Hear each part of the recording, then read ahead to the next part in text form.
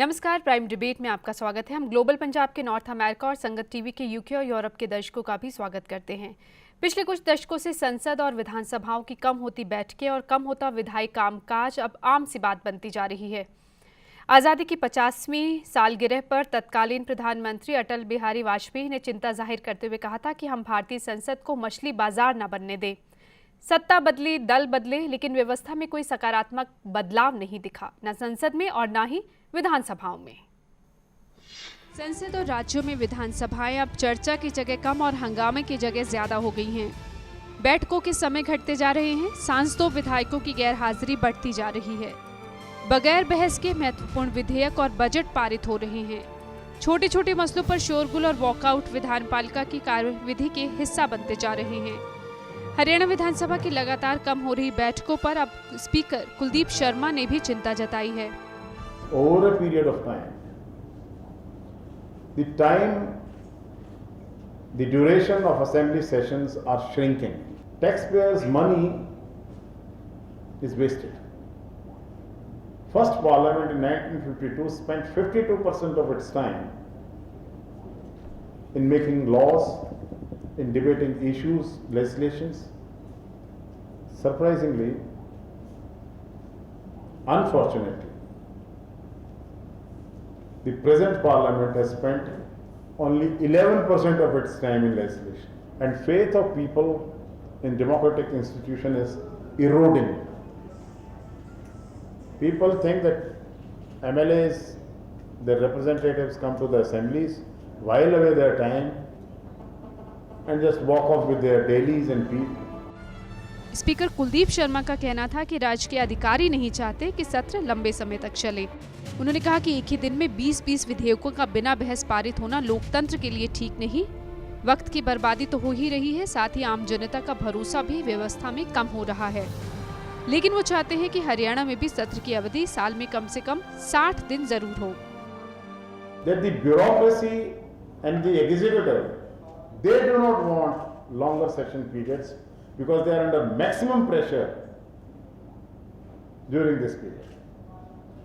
And slowly and steadily, the importance of democratic institutions have been fast evaporating. This is a very dangerous sign in the democratic system that India has. Kuldeep Sharma ने यहाँ तक कहा कि speaker पद का नाम बदल देना चाहिए, क्योंकि स्पीकर का काम तो केवल सुनना ही होता है। स्पीकर बोलता है तो कोई सुनता ही नहीं। सच भी है, सत्र शुरू होने से पहले आम जनता के मुद्दों को विधानसभा में उठाने संबंधी दावे करते विधायक दिख जाते हैं। आखिर ये दावे सत्र में पहुंचकर हवा क्यों हो जाते हैं?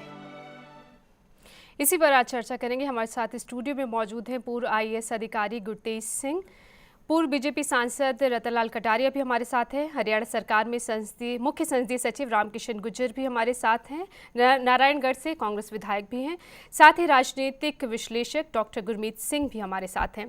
गुरतेज सिंह जी, एक आरोप कुलदीप शर्मा लगा रहे हैं कि अधिकारी नहीं चाहते कि सत्र की अवधि जो हो वो ज़्यादा वक्त को, तो क्या ये अधिकारी की जिम्मेदारी सिर्फ होती है कि सत्र की अवधि कितनी हो? देखिए, अधिकारी का इसमें कोई रोल नहीं होता।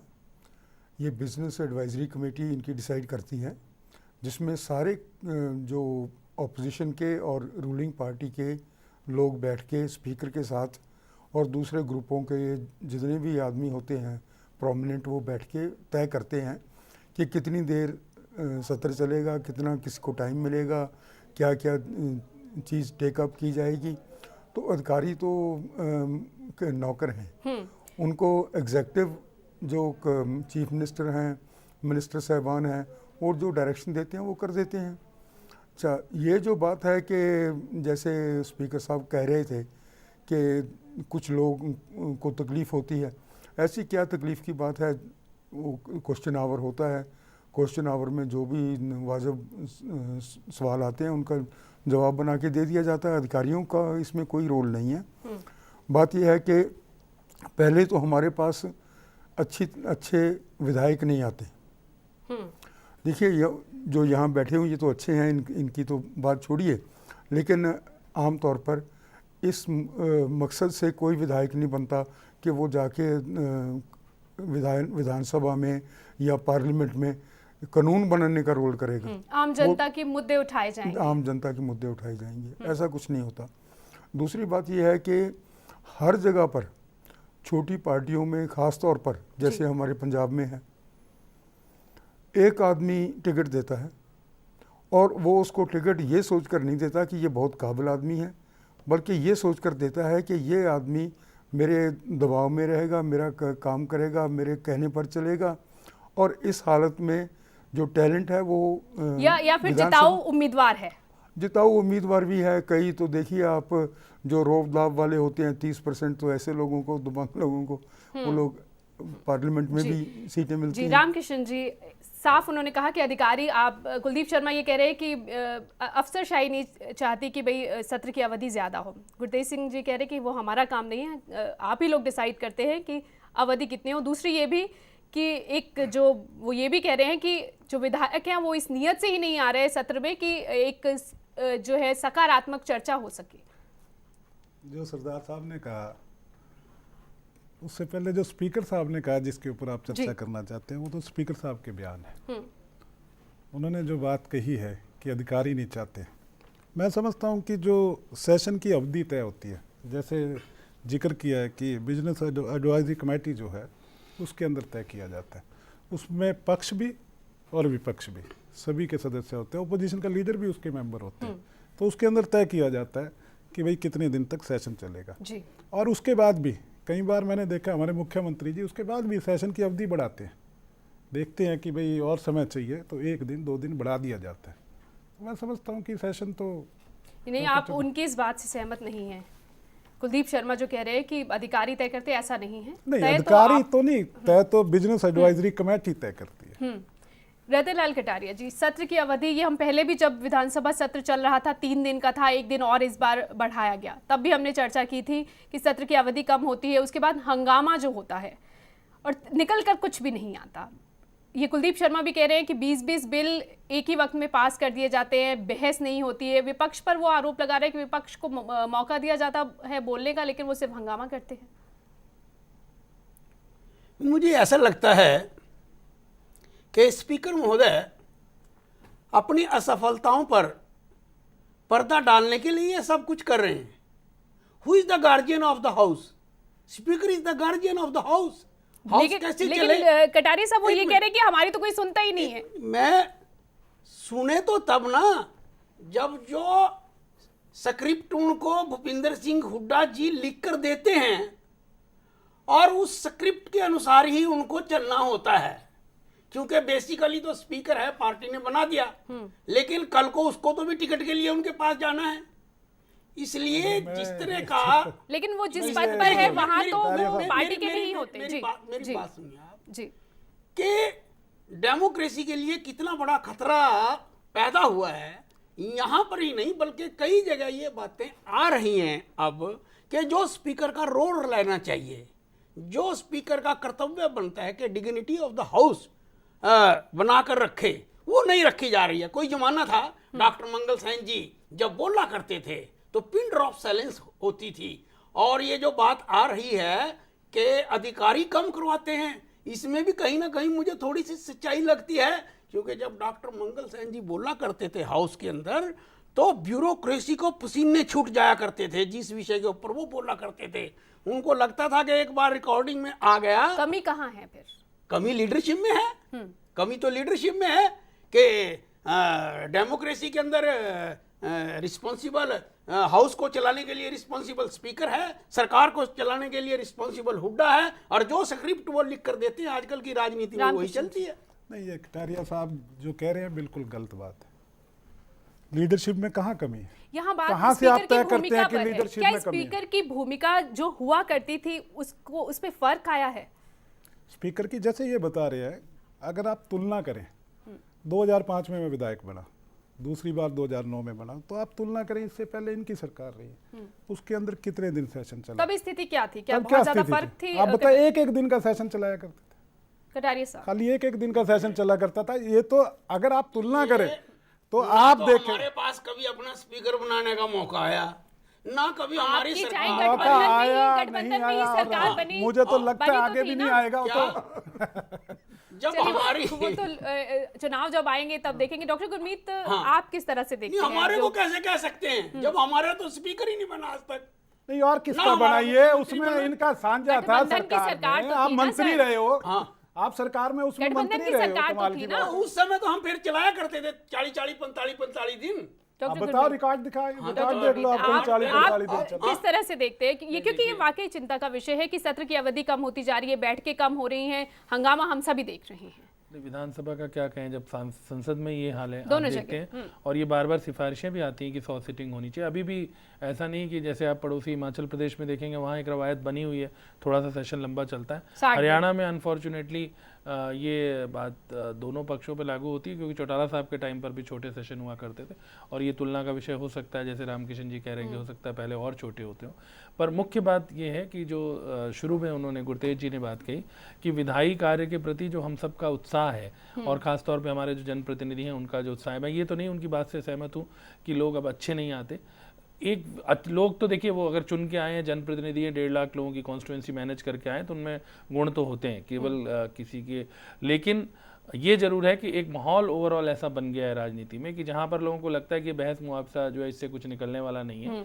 ऑल्दो ये बात बिल्कुल सही है कि जो विधानसभा में के दौरान जो कार्रवाई में चीज़ होती है, अभी भी इस चीज़ की बहुत अहमियत है कि अगर पार्लियामेंट चल रही है तो अगर कोई घोषणा नीतिगत होनी है तो वो पार्लियामेंट में ही होगी, बाहर नहीं की जाती। तो विधानसभा में जो चीज़ कही जाती है, एक एक चीज़, एक एक शब्द वहाँ पर रिकॉर्ड होता है और उसकी एक अहमियत है। लेकिन ओवरऑल हम सब इसको लेकर जो है वो बहुत ज़्यादा बहस को लेकर, और राजनीति में कहीं और जगह भी जो बहस की गुंजाइश है या बहस का जो लाभ है, उसके प्रति लोगों का मुझे लगता है थोड़ा सा जो उदासीनता है उसको लेके, वो इसके लिए भी जिम्मेदार है। वजह ये तो नहीं कि अब कैमरे हैं, लोग देख रहे हैं, मीडिया बाहर लोग, वही मैं अभी उसी पे आ रहा था, बाहर मुद्दे नहीं उठा सकते, हम अंदर उठाते हैं। मीडिया का जो प्रसार हुआ है ना, जो सियासत बाहर नहीं हो सकती वो अंदर हो। लोगों को लगता है कि सुर्खियां हम बाहर प्राप्त कर सकते हैं, धरना दे के, हंगामा करके, बाहर अपनी बात बोल के, और वो विधानसभा से, उन्हें विधानसभा में जैसे ये कह रहे हैं तैयारी के साथ आना पड़ता है। अगर आप बोलते हैं, आप पूरे फैक्ट्स फिगर्स के साथ आपको वहाँ पर अपनी बात रखनी पड़ेगी, आप हल्की बात नहीं कर सकते।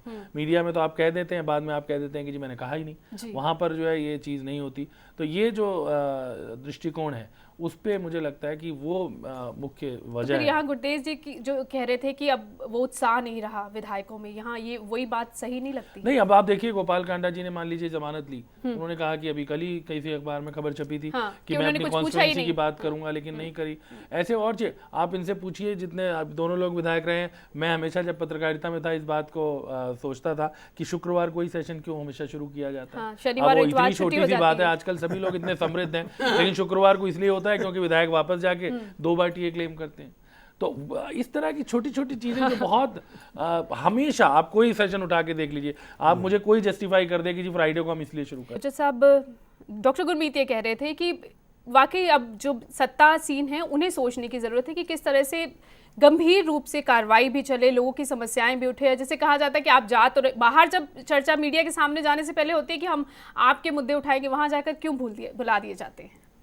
जैसा अभी गुरमीत जी ने कहा ना, आपने स्पीकर साहब की भी बात शुरू की थी। मैं समझता हूँ कि जो ये लास्ट सेशन था, वहाँ से उनका मन जरूर दुखी हुआ होगा। जो विपक्ष की भूमिका थी, जो आपने चर्चा की बाहर और अंदर की, बाहर वो क्या कहते हैं, अंदर जाके क्या कहते हैं, मैं समझता हूँ सबसे बड़ी हरियाणा की पंचायत है वो, जिसके अंदर आप मुख्य रूप से बात कह सकते हैं जो ऑन रिकॉर्ड होती है।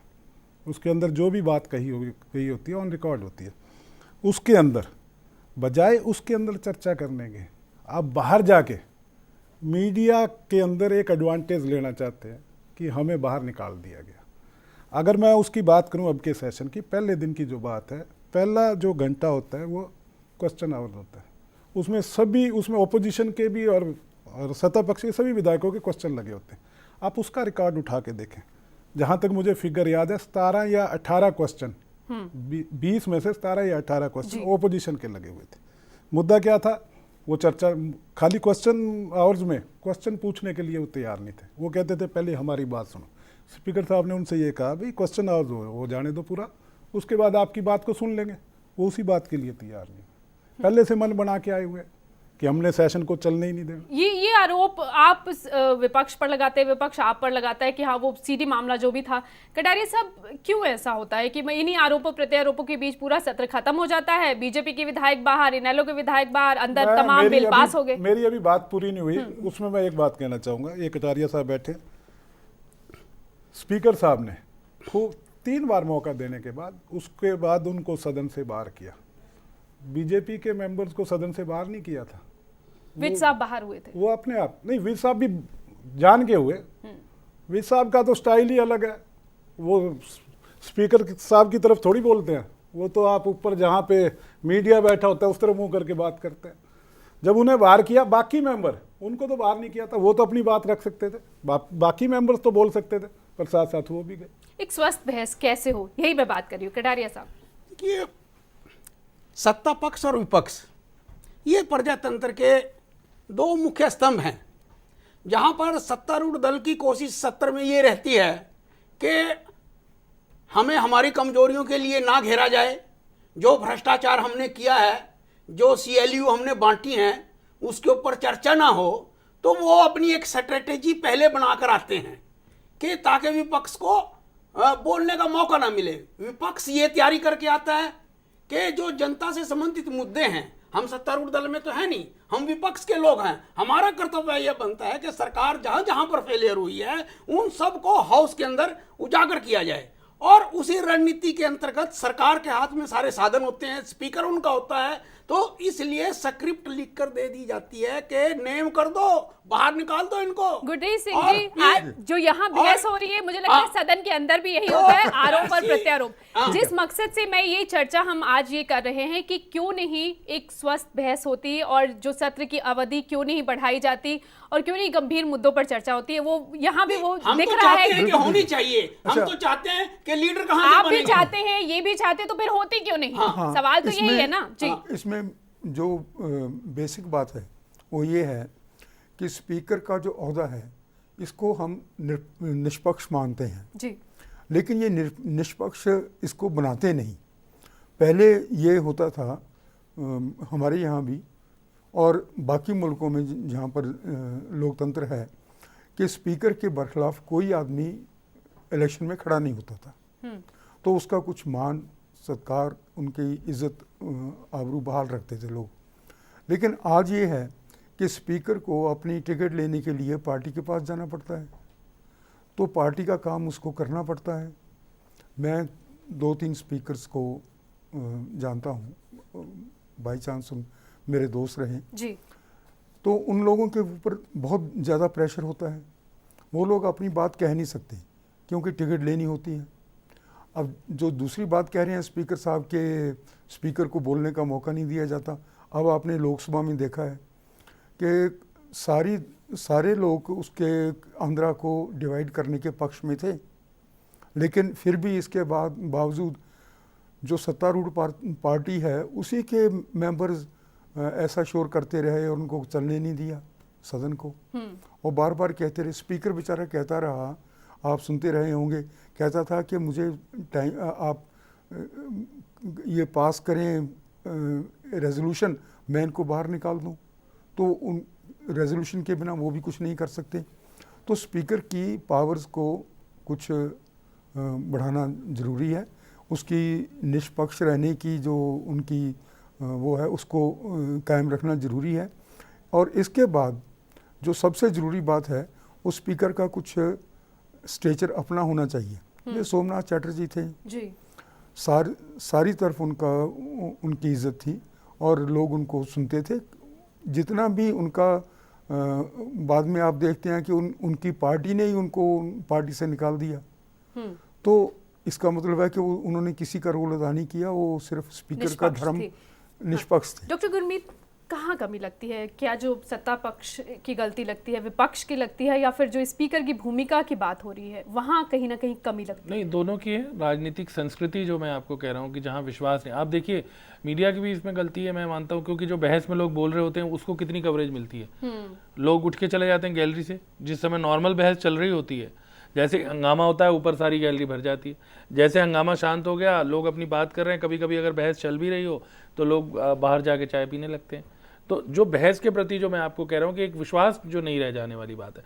ये जो आप कह रहे हैं, अभी हामिद अंसारी जी ने भी एक दिन कहा, जो आप अभी वाजपेयी जी कह रहे थे मछली बाजार जो अराजक, जिसको बाद में काफी उन्होंने वापस भी लिया और खेत भी जताया कुछ, उन्हें भी बहुत प्रणब आवेश मुखर्जी में खुद चिंता जता चुके हैं। आवेश, क्योंकि वो जो बहस के जो संस्कृति है, जैसे मैं कह रहा हूँ, आप पार्लियामेंट में देखिए, जब विप होती है, जब वोटिंग होती है तो पूरी पार्लियामेंट भरी होती है, जब डिबेट होती है तो आप देखिए कितने लोग बैठे होते हैं। तो आजकल तो लाइव रवैया क्यों?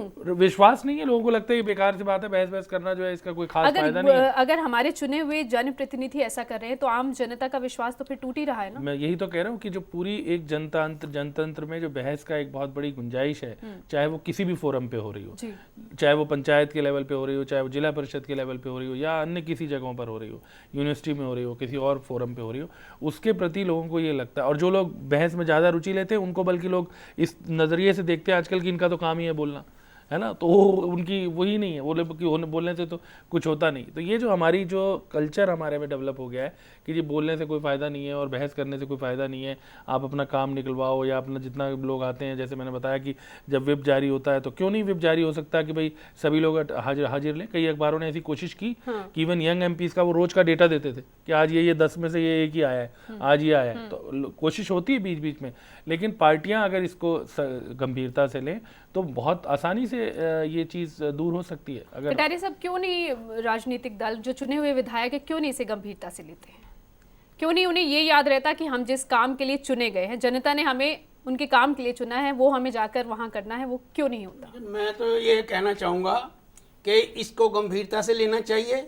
70 जो देर आए दुरुस्त आए। मैं स्पीकर साहब की इस बात का समर्थन करता हूँ कि 60 दिन से ऊपर जो है वो सत्र चलना चाहिए, तभी जाकर जो है टैलेंट जो है वो उभर कर आएगी। जब मैं 1987 में विधायक बना तो मैं जब पार्टिसिपेट किया करता था तो मुझे याद है डॉक्टर मंगल सेन जी हमारे नेता हुआ करते थे, वो बाद में हमारी परफॉर्मेंस के ऊपर हमें चिट्ठी लिखा करते थे कि आपने उस क्वेश्चन के ऊपर अच्छा किया, उस क्वेश्चन पे आप पे ये कमी रही, तो वो सारा इस तरह से किया करते थे। और अब जैसे भाई साहब ने कह दिया अनिल विज के बारे में, मैं कहता हूं कि उससे सीजन्ड पॉलिटिशियन मुझे तो विधानसभा में कोई लगता नहीं कि जो जनता की आवाज को उठाता हो, और ही जो 4th टाइम एमएलए जो जनता की आवाज को उठा रहा है। और हम चाहते हैं कि हाउस जो है वो पूरा चलना चाहिए, इसके लिए मुख्यमंत्री जी को भी फिराक दिली से काम लेना चाहिए। और अब तो वैसे भी उनका समय आ रहा है, अब तो उनको खोल देना चाहिए द्वार इसके, अपना विधानसभा के कुछ करके जाएं, कुछ बातचीत करके जाएं। जो कटारिया जिम्मेदारी दोनों ही सत्ता पक्ष और विपक्ष दोनों की ही बनती है। मैं 2-3 बातें जो सकारात्मक है जो यहाँ पे हम इकट्ठा हुए हैं। कटारिया साहब, आपको एक अच्छा मंच मिल गया है सियासत का। मैं उस पर ये कहना चाहता हूँ, ये सुझाव देखिए, कोई भी हो सुझाव अच्छा सुझाव मानना चाहिए। और हमारे मुख्यमंत्री जी हमेशा ही जिस समय वो मुख्यमंत्री बने, मैं वहीं सेशन के बीच में था, उन्होंने सबसे पहले एक बात कही थी कि विपक्ष का काम है सरकार कहीं भी गलती करे उसको आगाह करना, जनता के हित की बात आवाज़ उठाना। आपकी तरफ से कोई भी सकारात्मक बात मेरे तक पहुंचेगी, आप उठाओगे, उसको मैं ज़रूर पूरा करूंगा। और हम सब मिलके इस हरियाणा की तरक्की चाहते हैं, ये उनकी सबसे पहली स्टेटमेंट है।